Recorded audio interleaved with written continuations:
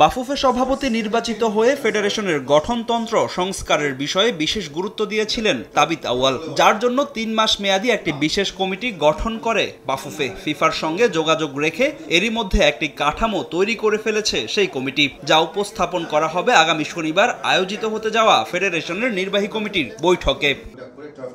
এছাড়া বৈঠকে আলোচনা হবে আরও 10টি এজেন্ডা নিয়ে। দায়িত্ব নেওয়ার প্রায় 9 মাস পার হলেও এখনও রেফারিজ ও গ্রাউন্ডস কমিটি গঠন করতে পারেনি তাবিত আউয়ালের নেতৃত্বাধীন ফেডারেশন। শনিবারের সভায় রেফারিজ কমিটি নিয়ে হবে আলোচনা, তবে এজেন্ডায় রাখা হয়নি গ্রাউন্ডস কমিটির বিষয়টি।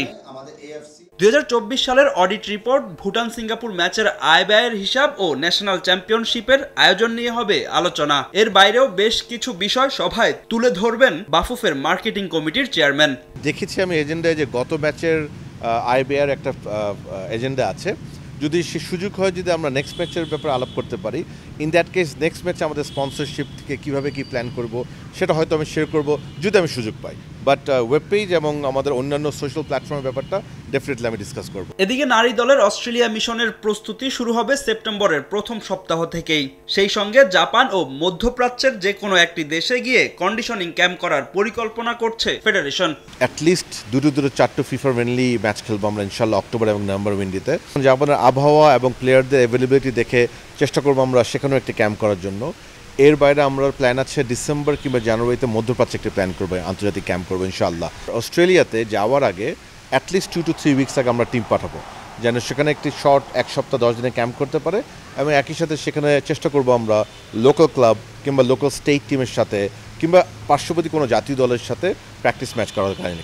নারী এশিয়ান কাপের প্রস্তুতি ক্যাম্পে দেখা যেতে পারে সুইডিশ প্রবাসী ফুটবলার আনিকা সিদ্দিকীকে।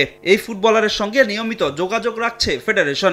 আনিকা, ওনার সাথে আমার রেগুলার যোগাযোগ হচ্ছে, ওনার বাবার সাথে যোগাযোগ হচ্ছে। যে কোনো একটা ফেজে উনি আসবে, হয় বাংলাদেশে হোক কিংবা বাইরে হোক, এসে উনি at least 3 weeks to 4 weeks camp করবে। তারপর ইনশাল্লাহ যদি হেড কোচ ওনাকে অ্যাকসেপ্ট করে, উনিও যদি কমফোর্টেবল ফিল করে, তখন ডেফিনেটলি ওনাকে আমরা আমাদের দলে দেখতে পাবো ইনশাল্লাহ। নারী দলের প্রস্তুতির জন্য প্রয়োজন বিশাল অঙ্কের বাজেট।